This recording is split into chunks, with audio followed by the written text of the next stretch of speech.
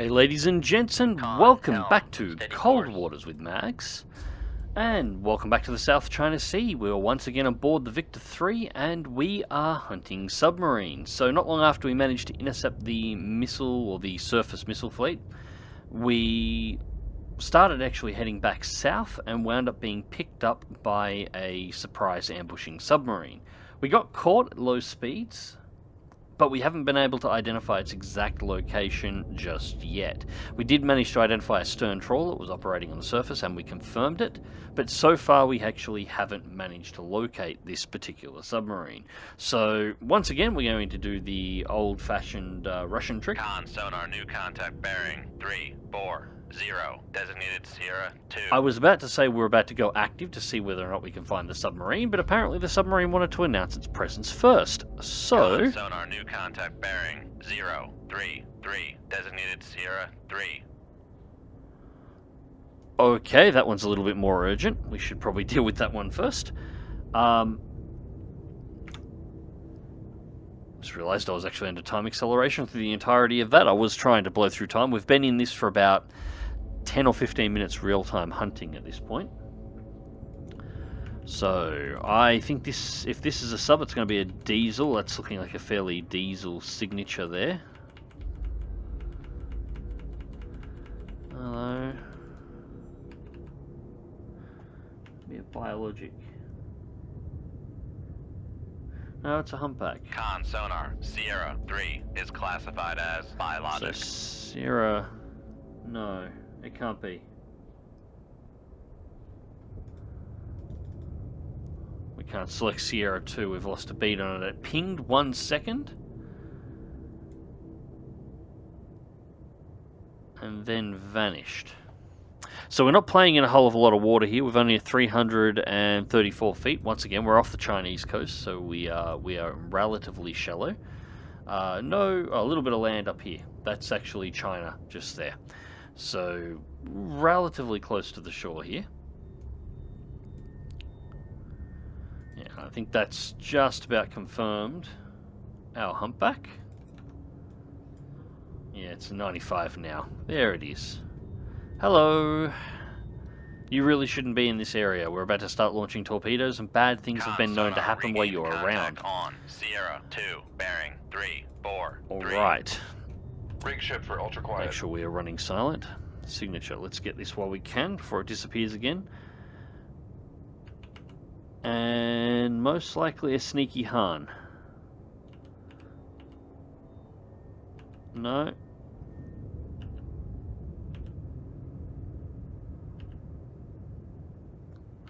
God, the difference between a Han and a Sheng is so close.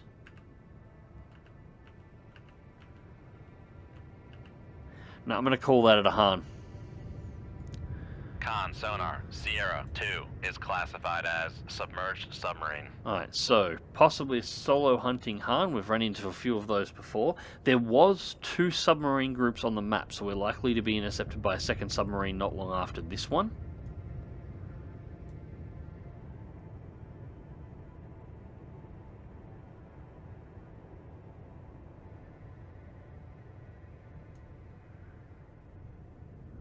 Don't have an exact location. Alright, so I'm going to keep that off active for the moment. Torpedo 1.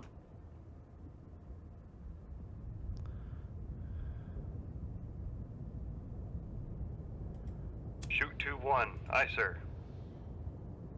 And turning torpedo off. I want to turn it away from the humpback.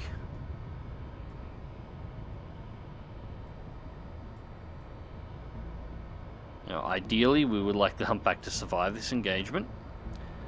And no counterfire from the Han, so it didn't hit a launch transient.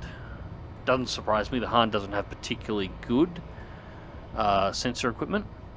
So here's our specs on the Han again, just for those who can't remember. Actually, just to remind myself as well, just quietly. Not a particularly big boat. Pretty basic in overall options, but new, so So I just want to get the torpedo out wide enough here that any counterfire once again will go out this way, and this way we're directing fire away from our stern trawler over here, which we would rather not get hit, although that is likely a Chinese trawler. But I know if you want to go for maximum stores in cold waters, you tend to sink the surface ships, but I, as a general rule, try to avoid it and only target military vessels. You know, I like things that can fight back. Alright, so we've guided the torpedo most of the way up.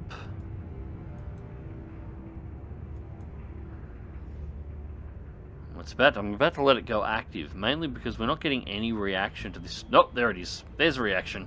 Con, fire control, weapon acquired. And unfortunately, Con sonar regained contact on Sierra 2, bearing 3. we misjudged where the submarine was going to be, and this is not going to help us at all. This torpedo is still heading directly towards us, so we are going to have to get the hell out of Dodge very quickly. Come right to 0. So we're probably going to break a wire here. I'm going to set torpedo to actively ping. Make turns for 3. Going 30. Knots. Con sonar, we are cavitating. We're going to probably break the wire on this. Con sonar, lost contact. Sierra 3, last bearing 3, 5, 8. Contact faded.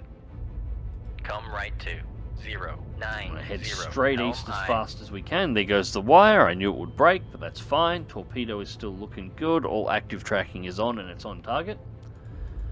Have a look at the harm we got it. It's cavitating as well. It knows what's coming. We're just over here. Their torpedo, our torpedo. It'll start dropping countermeasures in just a moment. 2, last bearing 3, 1, 7. Contact Actually, faded. all things considered, probably have to get in this way. 0, 3, 6. Helm aye. That's getting close. Con sonar lost Boom. contact. Sierra 2, last bearing 3, 1, 3. Contact breaking up. Con. There she goes. Steady course. Con, torpedo room, tube 1 ready. Alright, so that's our threat taken care of, but that's still a concern for us. Now the problem is, while I'm doing 30 knots, I'm completely blind to this torpedo. So my hope is it's going to follow this path down here.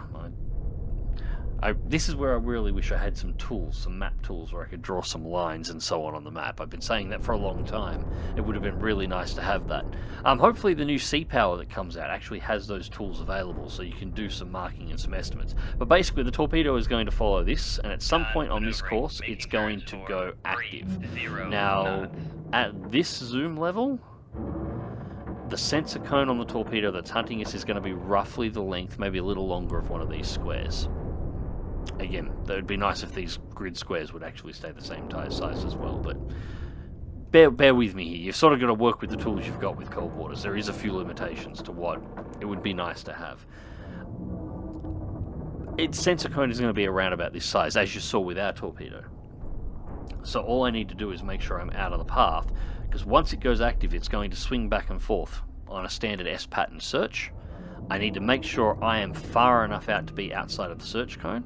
So if I get to about... Rig ship for ultra quiet.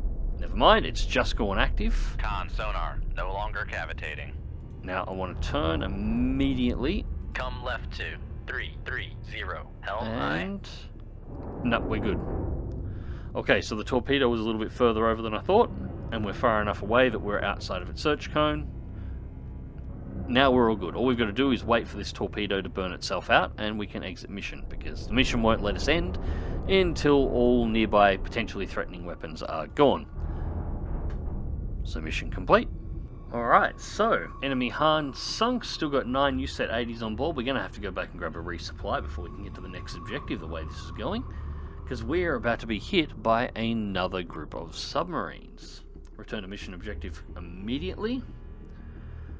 And here we go again. So straight into another engagement. Alright, so depth 50 feet, 5 will be in exactly the same depth conditions. We're going to close to 15 kiluyards to start. Contact is at 218, and we are fully loaded, so let's go. Right, so here is our contact.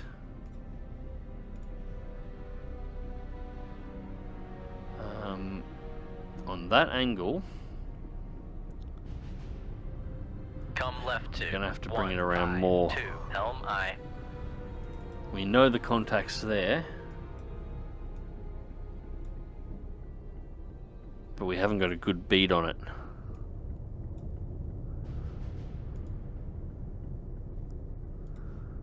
I have to bring it around more so we present the total array better. 9, helm I.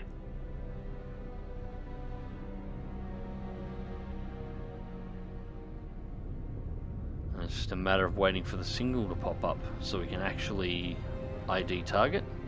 Although we do know the target's in this direction, so it wouldn't necessarily be a terrible choice to let go a torpedo. Yeah, we might take the risk here. I can't see the target, but we know it's on this bearing. So what I'll do... Shoot 2-1. Aye, sir. Shoot 1 is away. And then turn immediately south. And again, we're going to use the torpedo as bait. The submarine can't afford not to react to the torpedo as it's cruising through, and hopefully it'll give away our location while we just cruise along, quietly listening to what's going on. As always, biggest risk is that the torpedo is counterfired in our direction. That's the main thing we need to avoid. Ideally we won't be, but we can deal with it if it is... well, if that happens.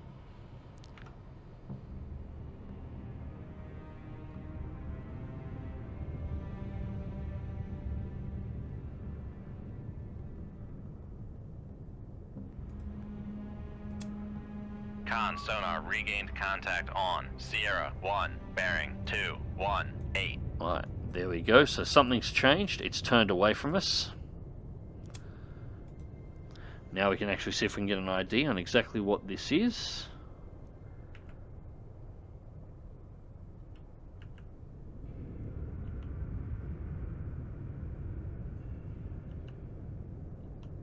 I think this one might actually be a Shang. Yes, I think this is a Shang. Sonar Sierra 1 is classified as submerged submarine. Right, so Torpedo 1 is about to go active. I don't like the angle that this is on at the moment, I'll be perfectly honest. Con sonar launch transient from Sierra 1. Yep.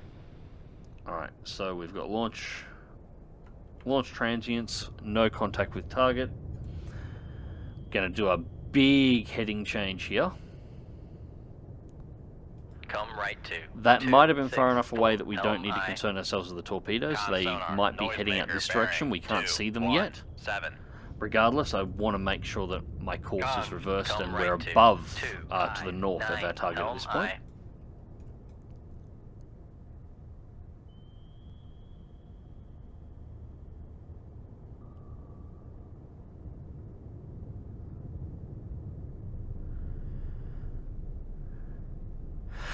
There was some discussion in the comments section on the last video about exactly what, or over the last few videos actually, about exactly what is represented on screen here. What you're getting is estimated data based on the sensors. So there's a couple of things you need. Your first position, which jumps around all over the place, is based on the acoustics that are coming through, or the contacts that have been picked up by the hydrophones on your submarine, the towed array and the fixed. 4. What we're getting here is estimated data.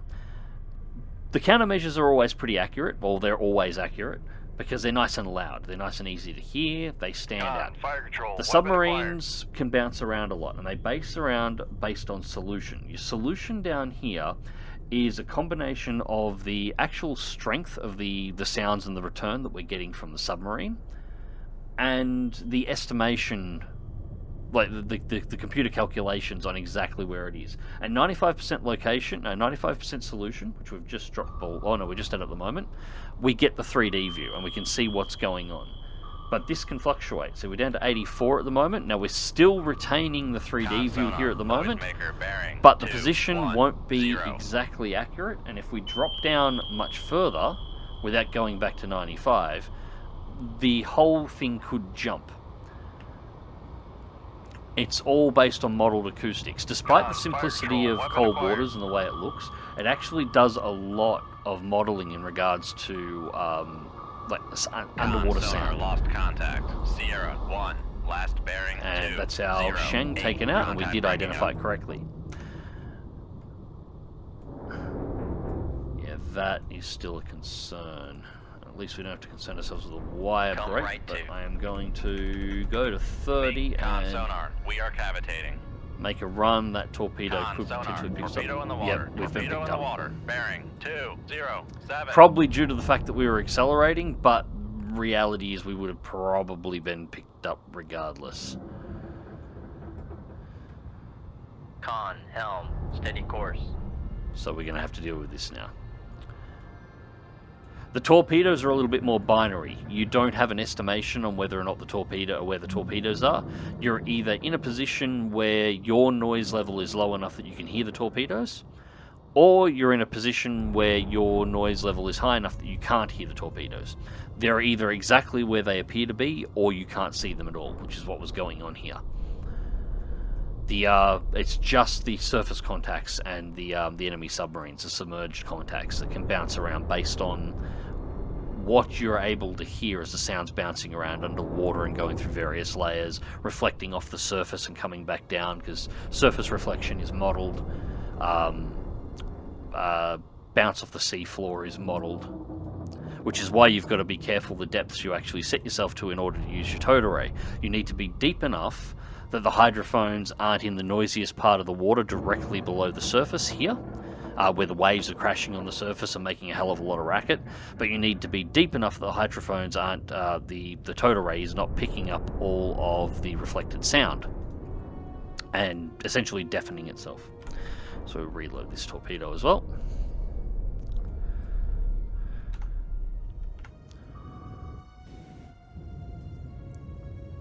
Con, maneuvering, making turns for 3, Countermeasure out. knots.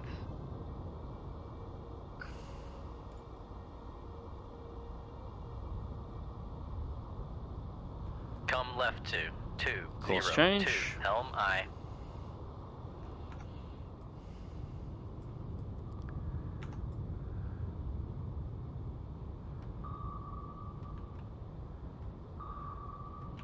Alright, straight and level, torpedoes coming in. We're going to Con, put the prop in knuckle its form. face. There's the knuckle. Con, torpedo room, tube 1 ready.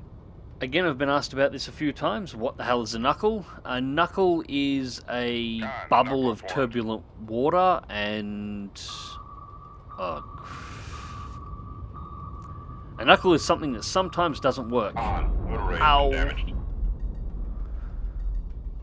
Passing 100 feet. Con sonar, we are cavitating. Alright. Surface the boat. At least we've cleared the area, so we're good to do this. Anyways, as I was saying, a knuckle is a bubble of cavitation that forms behind the rudders and the screw at the rear of the boat when turning sharply. It reads as a solid object to active sonar, and it's very 1, loud 0, to passive, knots. so it Maneuvering can eye. be used essentially a Damage control makeshift port. Damage countermeasure control that you port. can make Lay to the display engine room. changing direction. Well, propulsion's out, and the towed array's out, but we don't need them. The enemy is at least already destroyed, so we're good for the moment. We just got to sit here on the surface, wait till the propulsion is repaired, then we can exit, and yeah, then we're going to have to make our way back to Okinawa. We needed a resupply of torpedoes anyway. Unfortunately, this is going to keep us in port for quite a while, so we might end up missing the next mission.